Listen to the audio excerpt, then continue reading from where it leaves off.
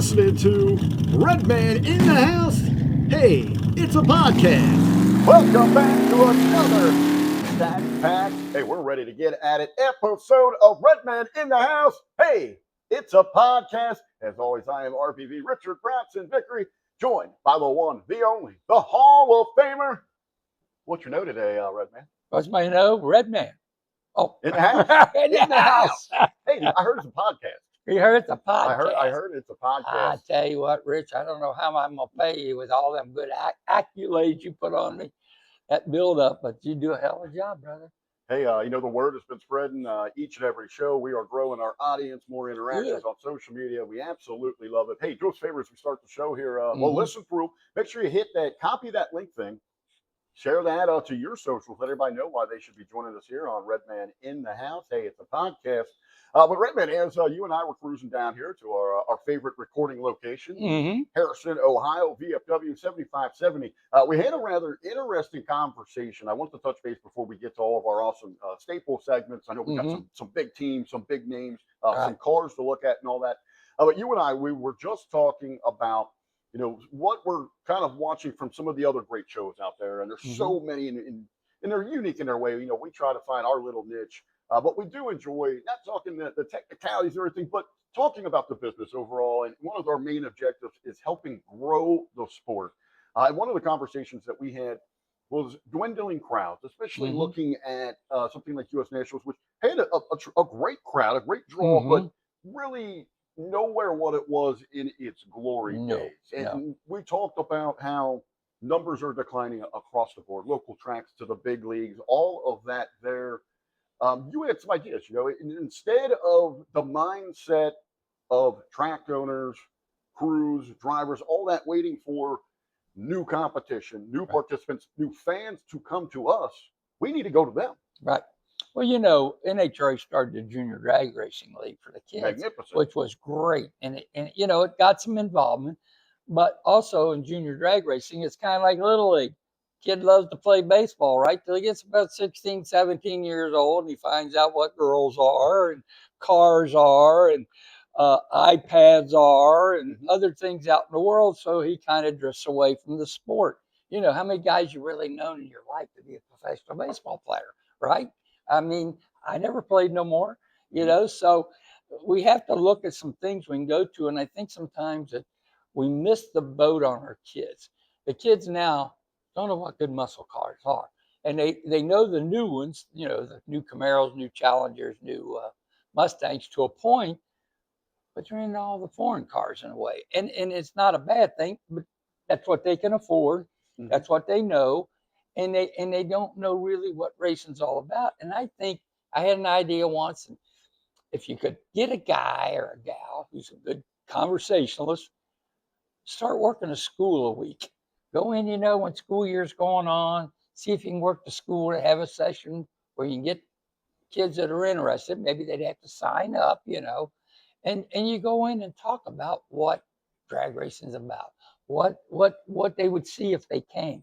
And then maybe if you could get one or two of the guys to bring their cars. Well, I think that's a fantastic idea because, we are, in marketing, but we are creatures of, we got our senses, and to be able to, especially be able to touch, to have that feel, that connection. As you're talking about with the kids, I love that idea. If we get some of the teams out there, the drivers, and I always say with the drivers, you're getting paid for this. You're a professional. So hold yourself in that light. Just don't think of yourself like a weekend where a hobby with this. Carry yourself as a professional because that looks big time. Larger than life, I come from professional wrestling. That's how we try to build up those stars there. And if you can, and as you said, not just a high school to reach out to when they're at driving age, hook them early. Right. And then if you could get say it is the sportsman guys, you got a super stocker, you got a super pro car, don't matter, and it's got the big tires on it, and the hood scoop and whatever. He could get in there. Get his picture taken. Send that picture home. All right. Take now they're, hey, Mom, Dad, look what I got. We want to go to the local track. I want to go. Yeah, I want to see this car run. This guy was so nice, or gal. And if you did that, how many schools are, say, within a 50-mile radius of Cincinnati? Oh, I mean, hundreds. If you hit one a week, man, you would with be all the killer. Elementaries, from all the major districts, and you're talking well into the hundreds. There, and the thing is is we don't work them. I mean, yeah, we got junior dragster and we try to sell a product or try to sell a commercial on TV.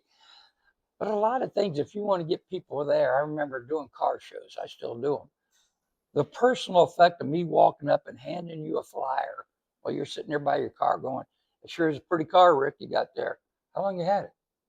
You tell me, and we go through a little story. I say, well, I'd sure like you to come see us and hand you that flyer. Well, See you at our place. It's getting out there, talking to the kids, getting that personal connection, and then with the tracks, co-promote inside of that to invite, have maybe designated kids days, or any kid that comes down with a school idea, or wearing some merchandise, a T-shirt, a sweatshirt from your school or your youth sports, something else that you're doing. Maybe there's an entry, like a raffle prize or something, or free entry for those kids, whatever that case might be. But to entice them to come down, I love the idea about the car show. Maybe it's something you can talk about here at the VFW 7570, because it's a Thursday as we record. Yeah, we're getting ready for a cruise in. We could do like a Kids Choice Award, right? That where kids 16 and under get to vote or something like that. But I know we regularly, every couple of weeks, we have a car show, or our Muscle Car Sunday at the track. I mean, that would be great to have just a kid, whatever that car was, from the kids 16 under that voted for, whatever rhyme or reason, that's the one that they like. Have 4 or 5 lined up, and a lot of car shows have what you call people's choice. Well, have the kids' choice. They walk up to a table. It's trademark infringement from Nickelodeon, but right? But say you got 5 cars there, 1 through 5. He walks up, writes down, oh, I like number 3, drops it in the bucket, and then they count whoever got the most votes. Boom. He wins, get whatever the track wants to give him or whatever, or show. But back to what I was saying, though, I went to school in Oyler back in the 50s. That's how old I am. We used to have a deal where we recycled newspaper, and we had another thing. It was an old sales stamp, and it had money increments on it. Well, you turn them in, and the school would take us 1 trip to Cincinnati Gardens to ice skate, 1 trip to the symphony orchestra, and 1 trip to a play. And this was all extra. You'd load on a bus, go to the go to the thing. That's what I'm saying. Right. Get bus loads. Track, give them a break, $10 a bus load. Kid's going to bring money. He's going to spend. Mom and Dad's going to give him $20. Go here, buy you something. He might buy a shirt. He's going to buy a hamburger, hot dog, pop, whatever it may be. He's going to spend money on. And you're going to make a little, it's not a lot, like if you charge them $10, $20, whatever you're charging to get in, but you didn't get them hooked. And then the bus driver sits there, they turn around, they have their guide, whoever it is, takes them around, like you say, take them around Rick Vickery's car. Look at what a neat car, and Rick gets in and reacting with them. See, and you get them to see that there's something different than an iPhone or an iPad. Everything's on it. That's another good point, though, as you mentioned. Don't let that. I would suggest anybody out there, track owners, promoters, advertisers, any field you're in, but we're really talking about drag racing. But don't let that deter you. Don't just dismiss all kids are more worried about tablets or they're consuming content differently. You have got to adapt and adjust to learn how to use those. So, like a very simple one: spend money if you're targeting younger audiences. Spend money on some YouTube advertising. Run ads between those videos and put together a nice package. What would be cooler? You're watching some exciting video and it cuts to the ad, and you've got like we would just release a video. We got the cool bus, the wheel standard. We got Nitro Night. We got those videos out there coming up for our Night of Fire. That's going to be an attention grab. They're going to hold on and they're going to like that visual, that sound, that power. They're going to hold on and watch a little bit of that. So just don't dismiss because they're doing something else that they're not going to pay attention to you. Well, find ways to connect to them. Well, the year Dick Winley bought Edgewater, we turned around, the NHRA had put out an advertising film. It was called Varuma. And it was so neat. It would show burnouts. It would show, and it had this segment where this burnout, it was smoky and long. And they had the sound like of a steam engine. Right. And it had this sound, and you're sitting there watching it in slow motion as it's coming out of that smoke, that funny car. And we had that at the Cavalcade of Customs. Me and my buddy, we worked the booth. We helped Dick with the booth that year. And people would sit there and watch that film. And then you sit, man, how come that Edgewater, man, funny cars this day or that day, and blah, blah, blah. If you got access to a practice tree, take that out. hook up somewhere. You can take this to schools to reach those youngers, or just an older audience as well. Go hook up with like a trivia night or a karaoke night. So between those activities, and Mm-hmm. you've got a built-in crowd where people are going to be there. You're not just relying on marketing your activity, but piggyback your activity. Those practice reads are a lot of fun. Oh yeah. And you sit there, you hand out literature, and you personally make a connection and talk to those people. Just a few ideas that we had here. I think the key point we both agree on, Redman, is as a track owner, promoter, any business, you cannot sit back and wait for the audience to come to you. You got to reach out and grab it. Well, that's what makes Bill Bader so successful. They work the crowd. Of course, he's in a good draw. He's got Toledo, Akron, Cleveland, Columbus, and Dayton. And he's got a gimmick. He does his thing. And I mean, I told you, first time I worked the Lucas race up there, I mean, I thought I was at a national event. That's how loaded the stands were. It must have been 40,000 people there. I mean, it was crazy. That's a beautiful, beautiful Oh, facility. my God. I was sitting there like, I'm looking up. His stands go way up high. I look way up that way. I look way up that way. And I go, oh. I mean, I'm sitting there starting, and I'm looking at this crowd starting cars. I'm like, this is badass. And you know, a lot of the tracks they're good. St. Louis is good about it. The old promoters, old Bob ran Union Grove in Wisconsin, have his gimmicks. He sit on a funny car. There's a picture, not a funny car. He sit on the front of a jet dragster, on the bullet nose of a jet dragster, and you know the guy drove it real slow, and he sit there and he used that as a gimmick. He'd have things. I mean, Robosaurus was Carl. It was a car crushing, monstrous looking thing. I mean, he'd have gimmicks. He'd bring in, like, say, a wheel stander. He'd bring in, there was one called Benny the Bomb. Benny the Bomb. This guy'd get in a car and they'd blow the car up. He was in it. Oh, I love yeah, he was. Evil Knievel kind of thing. Yeah, you go, boom, this car blow up and be on fire. Go Benny come waddling out of his, all that protective stuff he wore. And it was crazy, man. And then he had this one time, man, he had this school bus. And I mean a stock old school bus. Well, there's these two flimsy, like, they're thinner than plywood. And you could see the bow in them, right? And there was about 5 or 6 motorcycles in between. The object was the school bus was going to come running and jump that ramp over to the other ramp and jump them motorcycles. Didn't know it. Oh, no. He come in there. Here's what you hear. Here's this bus. And runs over everything. And the crowd went wild. Oh, God, they loved it. You know, and I mean, everybody cracked up in the stands. And I mean, he just had gimmicks like that. And I think, you know, we also talked about work ethic. A lot of our world sometimes is getting a little lazy to me. And I think that we got to get back to work, and we got to work a little harder. I know here at the V, I got to, and to keep things going. And you're always having to try to stay a step ahead, because if you don't, you're going to die. And we already know the tracks we're losing. I mean, look, we lost Tri-State in our area. Now it's they do lawn stuff. We lost Atlanta. We lost Memphis. Topeka went down. That was 3 major tracks right there. National event type tracks. Gone. Houston, gone. And I mean, Englishtown, gone. You're talking tracks that had history. Tracks that had big national events, they're all gone. Nothing there. Okay, though, that main point there, don't sit back. Don't wait for them to come to you. Reach out, grab that audience, think outside the box, get excited, be excited about your product, and connect with the community. But of course, you know, you do all that amazing marketing. You can have all the great ideas in the world, but when it really comes down to it, the spotlight, the main event, the showcase is on those rad rides. And I know we got a couple we're going to look at here today. Oh, yeah, we got a couple today. One of them we talked about earlier. It's a newer picture I had of him, which is closer. The Stanley Bird. Stanley Bird ran Superstock B Automatic. And if you remember the name of the car, Mr. Belvedere. And Stanley, he was a hell of a racer down there at Edgewater. Later, we'll have pictures when he got the altered wheelbase car. But this car here, Oak Stanley won a lot of money with. Like I told you, he was a badass dude on that push-button drive stuff. The next one, I'm not sure who it is. Maybe somebody out there in our video audience might know. It's a 409 Biscayne, 63 car, it looks like, or 4.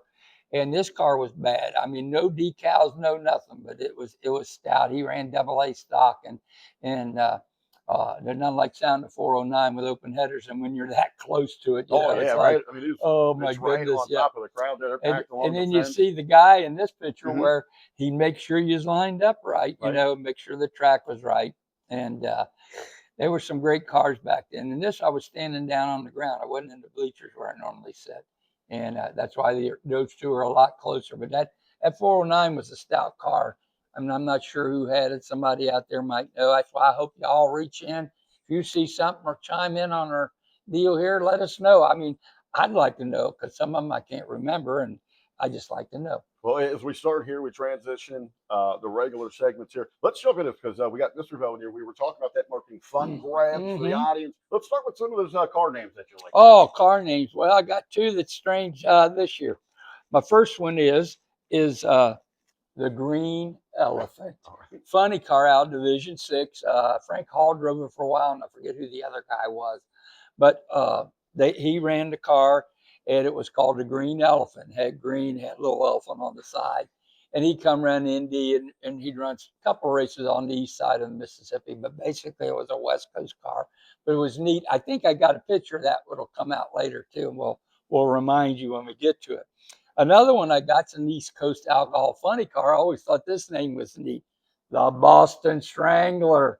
Well, Arnie Karp. Oh yeah, he was stout in the alcohol ranks in Division 1. Arnie Karp and his brother. I think he had a brother was in on it with him. And Arnie was stout. He ran Indy. That's back when the Double B funny cars, they called them back then, was really stout. And then they went into alcohol more. Calling it alcohol funny car, but yeah, the Boston Strangler. I always thought that was a neat name. Oh yeah. So, which brings me up to a team. Talking about names, a team I remember was a 2-car team. It was a Top Fuel and a funny car team with 2 of the stout drivers. It was the Bubble Up. There was a soda pop called Bubble Up. Bubble Up. And they were green and white, had a little red. Never heard of that one. Yeah, and Graham Light, who was vice president of some stuff there at NHRA. He was the driver of the fuel car, and Gordy Bonham, which we nicknamed. How about nicknames? 240 Gordy. First time he ever did 240 mile an hour. 240 Gordy. Yeah, right. Which was badass back then. They thought, man. So he got nicknamed 240 Gordy. Both of them Canadians, great Luckily, guys. It wasn't because of his weight. Yeah, and Gordy was a great guy. He was funny. Graham was funny. I want a cute story. We're in Chicago, and NHRA, one of the outfits, had those simulators you can get in, and there's 2 funny cars, and you get in them just like a funny car, and you sit in there, and you're trying to drive it. Well, they'd run contests, or you'd have to sign up to get to do it. Well, they had one left, and they threw out a question, and they said, who drove the Bubble Up Top Fuel car? I go, Graham Light. Hey, you win. Come here. What'd you win? Do you remember? I got to do that simulator. Oh, okay. Yeah. Awesome. It was at Chicago, at Joliet, and it was neat sitting there. And they were funny too, because you'd be driving. Next thing you know, you'd be into the wall and all this stuff. Kind of just a throwback. You were talking like you got to get into that simulator, have a little fun. We were talking about piggybacking business-to-business partnerships. You know, if you had a practice tree, you want to go promote your thing, get with the trivia night. Can you imagine, like, hey, we're going to bring a captain from a team up here, you get bonus points, which whoever wins off of the practice tree or something like that? Or yeah, and you know, it's just like I said, gimmicks, and well, sprint cars have that. I know Lawrenceburg used to go down there and they have a big outlaw show or USAC show, and this guy had simulators, just like a sprint car. You got in them, the screen was up there. You'd be trying to act like you're driving. When I worked for the park, it was crazy. When I worked for the park district, we would, like, our big event, like off-season event, would go down for the boat and outdoor show. Oh yeah. So we actually had one of those. We had a bass simulator. So you'd catch like a record bass. These little kids be down there trying to like reel this. It was a real fishing rod, and it had a cord that came out of this. It looked like a PlayStation or Xbox, but it was just a cord, and it was a video feed. And he had a few different scenarios. And this thing would jank you around. These little kids. We built it's like a mechanical bull, right? We had a nice big screen, and we built like a fishing pier with, so it had a realistic feel to it. And all the kids absolutely. Oh God, that's what I'm saying. We get things like that going, and I don't know what those things cost to bring them into your track, but say if you can find a company and bring them in. That's another thing we've learned. spectators love vendors. They love options to go look and talk to some different people like that. So open up vendor spaces for any of your events. Yeah, sometimes you got to give a little to make a little, and sometimes I think we want to take instead of on one side and not give on the other. And I think sometimes that's like get some of these folks in trouble because they're always taking and never giving. And I think if you give car names are exciting that we talk about. Teams group together, work together, promote each other, work for sponsorships together. Well, before they went on the bad side of what they're going through, which there's another sad note, we're losing a sanctioning body. Overextended, we know, for one thing, but they had some neat stuff, had a lot of good ideas, but too aggressive. Right. Have a good, and that's yeah, thing. Have ease an effective, into it. Treat it like as a business. Have an effective business plan where you step by step. You're not going to build Rome in a day. Walk, don't run. Yes. And one of the neat things was they'd bring Shirley and Don Garlitz in. Big Daddy and Shirley Cha-Cha Maldani. They'd have their little trailers there, sell their T-shirts, sell this, sell that, autographs, talk to the kids, talk to the crowd, get your picture taken. And there you was, a draw. There's something that you go. And that's what's neat. I know NHRA does their autograph session, which is great. They have a deal where a lot of the drivers are sitting, having a long table, and they're signing autographs and pictures for adults, kids, and everything. But that's the thing. And most of the drivers are really good about it and reacting. And sometimes, and I understand too, the track promoter's a busy person. Oh, yeah. I wouldn't want that job on a bet. Me and you were talking about that coming down, right? We're sitting there going, wow, think about how much that guy at Edgewater does. I mean, he's got to deal with maintenance. He's got to deal with repairs. He's got to deal with the concession stand, race cars, pots, the cash purses. So many things you got to do. Make sure the grass is cut. Make sure this is done. There are so many details. I would say, what do you think you're on the phone? 12 hours a day, probably minimum. They don't stop. They don't stop. And everybody goes, like you said, oh, they're off in the winter. I work pretty close with Rob Wiley, and it's never ends. It never stops. The phone is You're always trying to talk to somebody to bring something in. Well, even when you think you have free time, you're on, because you're always on the showcase. You're always on the spotlight. You're always looking for sponsors. You're always working. Even if you're out to dinner with your beautiful wife and family, you're still committed to that. Still your phone goes off. But, if they put in all that hard work and they show the love, desire for the sport, then they might get a shout out from you one day as one of the unsung heroes. Oh yeah, well, like I say, Bill Bader Jr., what a man. I said, I met Bill and them, I forget what year it was when we first went up there. And I used to hear, there you go again. IHRA was kind of going halfway good back then. And Bill and them were, his dad was president of IHRA for years. And they were IHRA affiliated. Well, they finally kind of seen the coffee, smelled it, and it came over to NHRA, and people said, they'll never do it. And I said, I don't know. I said, I worked a hot rod reunion. I said, guess who was at the banquet at the hot rod reunion in Beach Bend? They were there. No, not him, but Dad was. Bill Bader Sr. And I'm thinking, why would you come? And sure enough, in the fall of November, when the season was open, here comes the announcement. Norwalk coming out NHRA, and it's been a heck of a marriage for them. They put an elevator into their tower, at everything to where you ride up and down, because their tower's way up. And it's just a neat facility if you've never been there. They got 2 or 3 little buildings that look like a little town, and one of them's the ice cream shop where you can get that pound ice cream.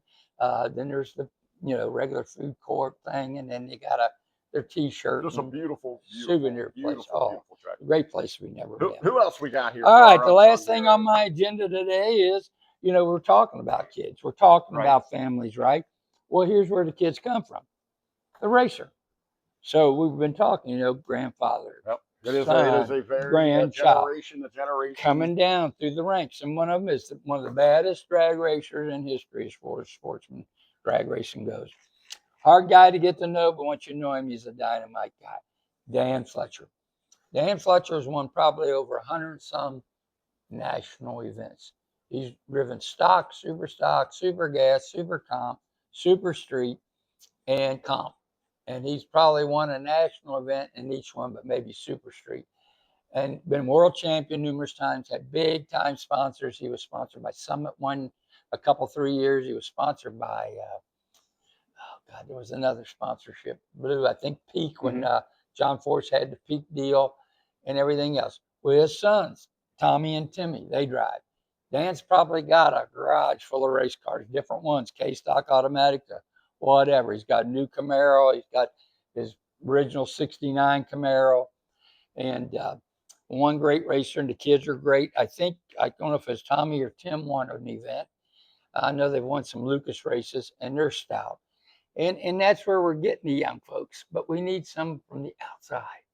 That, we can only live on a family so long, and say those boys, if they have kids, maybe they're not going to be in it. Right. So now where do we go if they don't follow into dad's footsteps? So that's where we're at with that. We need to sit and work on it. But it's great to see the kids come up through the ranks. I've got to see a lot of them second, third generations. I haven't got to see my fourth yet. Maybe I will one of these days. But it's really, really neat to see the kids come on and win and keep going. And sometimes they get a little, I call it, pardon my French, cocky, but they also respect. After they learn who you are and everything, hey, Redman, and whatever, first they think you might be a joke or just a dumb official, but once they learn you, you treat them right. How you doing, man? And they get on to liking you. I know Jeremy Duncan's always been respectful of me, the Alvey boys, Deckers. I mean, it's like, like I told you, Rich, I've met so many people, so many great people. And then, it's what I hate about Facebook in a way, when we see somebody's name and we lost them in it. And it is like family. You get into this thing really into it and you become a family. You hate to see this stuff. Now, last week at the cruise-in, you wasn't down. We had a former modified driver, Don O'Connor, here. Oh, very cool. And he was here. He had a Camaro and he had a Corvette. He ran a modified production and then wound up in F-Gas later on.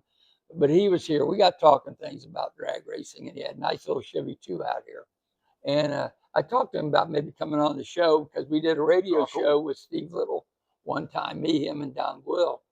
And I'd like to try to get them guys on here. Maybe we can talk a little bit about the old modified production days. And I know I saw something on Facebook the other day.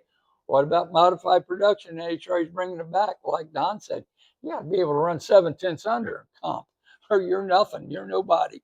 And, a lot of money put in a car to run 7/10 under an index. So, but I think that's where we got to go. We got to keep the history going. I think that's another thing. We've let the history slide. I mean, yeah, we've brought back the Hot Rod Reunion, and now we got the NDRL, but we got to get the kids involved in that. They might not like it at first, but I think once they see the cars and see how this thing grew, maybe it'll pique some interest. I know I was always a history buff, thinking about Civil War or the British War and all that stuff. Let's do a special where we just focus maybe on the history of it. It's the history of the sport is so fabulous, and I don't think we cover it enough sometimes. A lot of the podcast shows are out there great, but they're talking today's stuff, which is good, and we will too. I'm not kicking out none from today, because today's cars are just as bad and as fast. And I mean, there's nothing to me better than watching a stock or super stock get them wheels up. That'd be a guy that, he owns McFarland Chevrolet over in